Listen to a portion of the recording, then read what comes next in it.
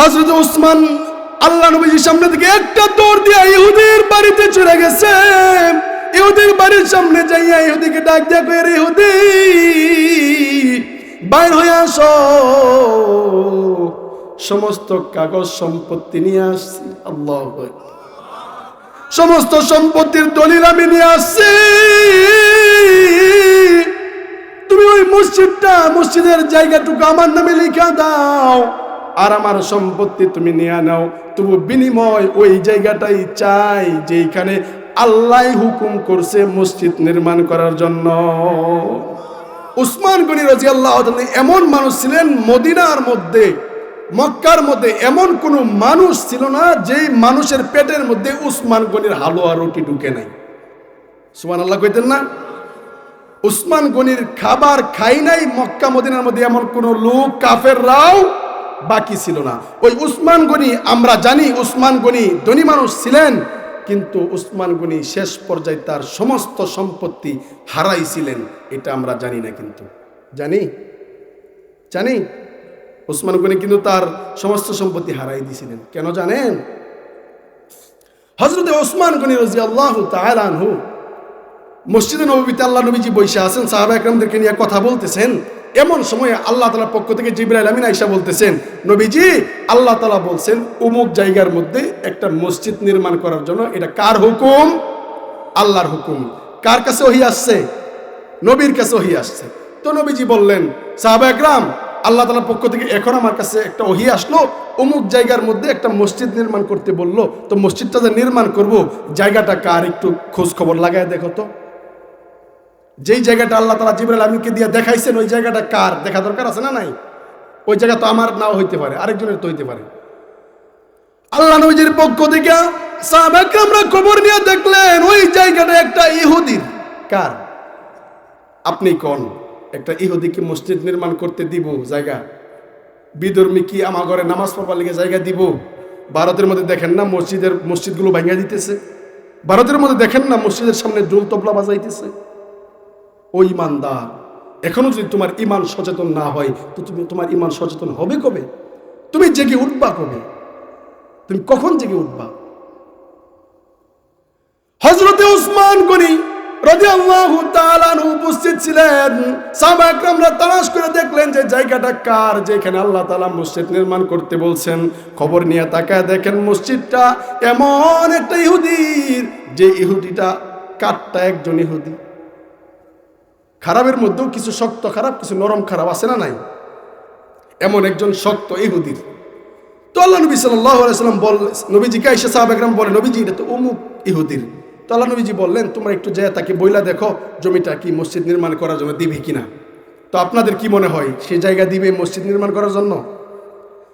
ইহুদির কাছে সাহাবা একরাম যায় বললেন, ও ইহুদি, আমাদের নবী মুহাম্মদ আমাদেরকে পাঠাইছেন এই তোমার এই জায়গাটার মধ্যে একটা মসজিদ নির্মাণ করার জন্য। আরশের মালিক আল্লাহ তাআলার পক্ষ থেকে ওহী আসছে, তুমি এই জায়গাটা দিয়া দাও যেন এখানে একটা মসজিদ নির্মাণ করি।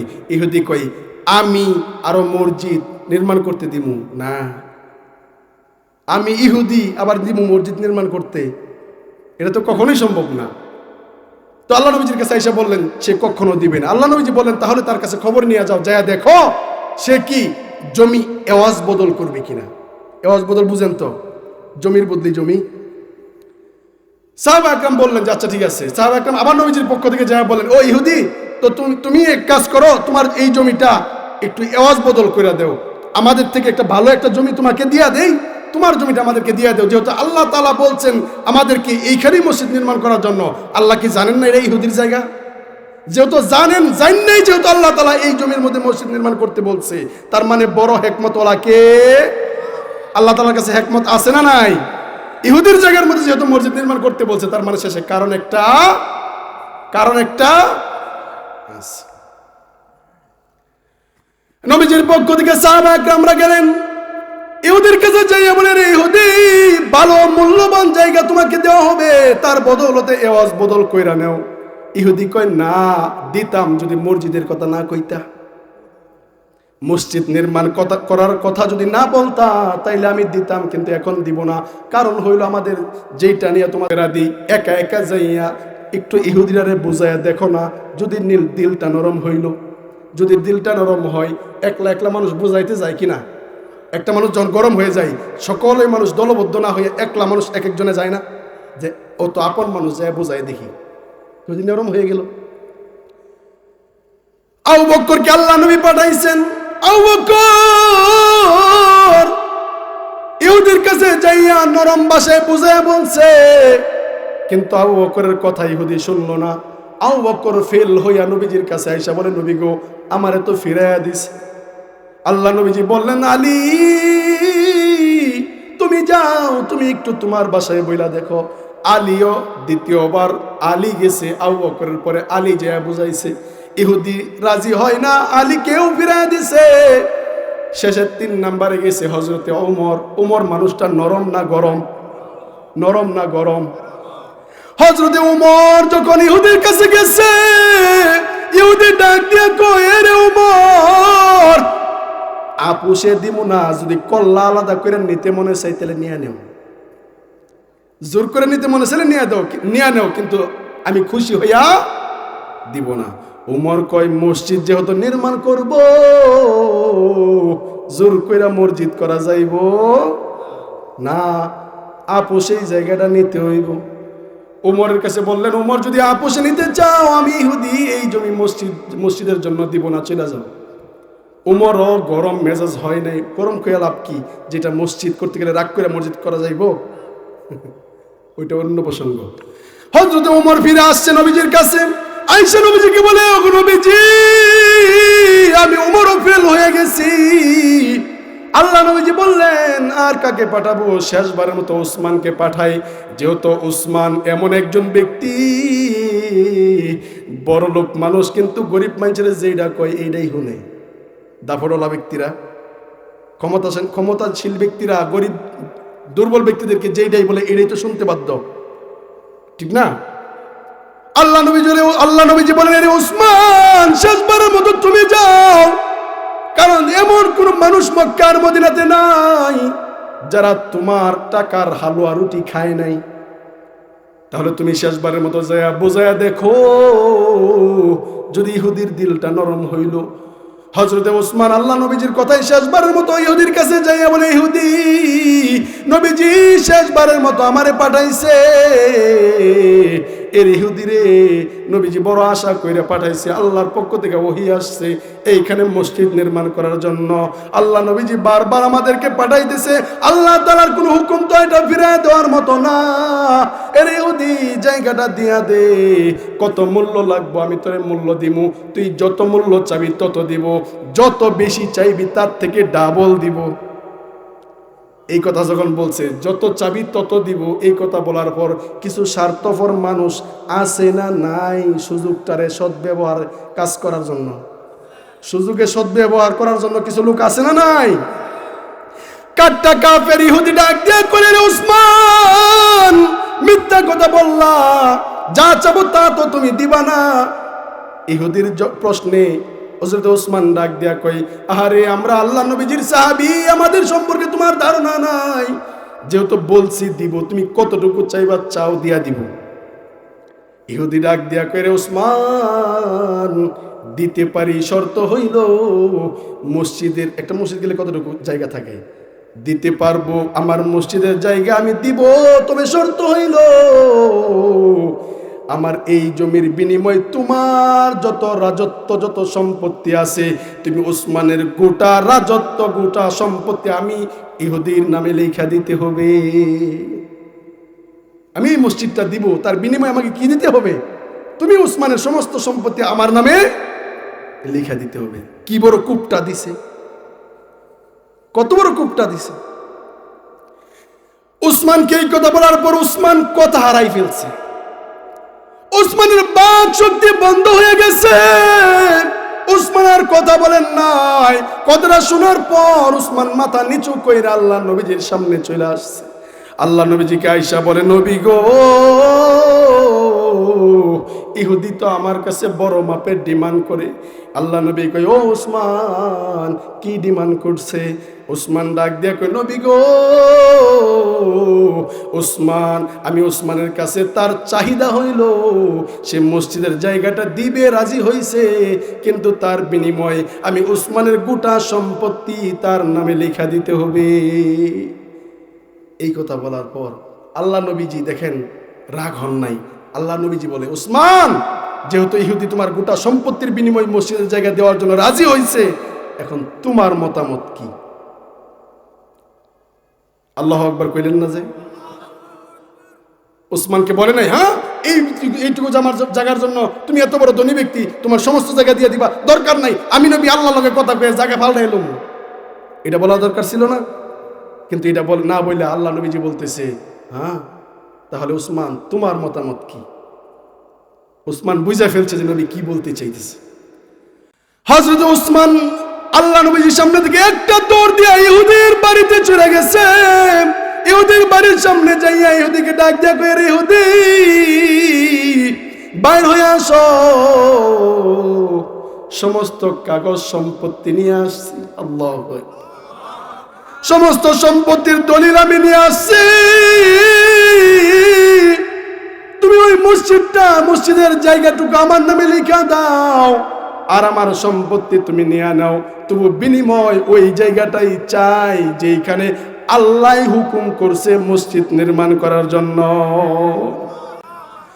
উসমান রাদিয়াল্লাহু তাআলা আনহু ইহুদির বাড়ির সামনে যাইয়া ইহুদি যখন চিন্তা করলেন, দেখলেন যে ইহুদির সমস্ত শর্ত মাইনা নিয়ে হযরতে উসমান সমস্ত সম্পত্তি দিয়ে দিতেছে। ইহুদি চিন্তা করলো আর দেরি করা যাবে না, উসমানের মতামত গইরা যাওয়ার পূর্বেই, পরিবর্তন হয়ে যাওয়ার পূর্বে তাড়াতাড়ি নিয়ে নেই। জমিটা উসমানকে লেখা দিছে, উসমানের সমস্ত সম্পত্তি ইহুদি নিয়ে নিছে। উসমানের কাছে আছে কিছু? উসমান আল্লাহ নবীজির কাছে মসজিদের দলিল লইয়া চলে গেছে। নবীজির কাছে যাইয়া নবীজিকে ডাক দিয়া কই, আল্লাহর নবী গো, আপনার কাছে ওই মসজিদের জায়গার দলিল নিয়ে আসলাম, যে মসজিদ বানানোর জন্য হুকুম করছেন কে? চিল্লা এখন কে? ওই মসজিদের বানানোর জন্য হুকুম করছে আল্লাহ। ওই মসজিদের দলিল নিয়ে আসছি, নবী গো দলিলটা গ্রহণ করেন। আমি উসমানের সমস্ত সম্পত্তির বিনিময় মসজিদের দলিলটা নিয়ে আসলাম।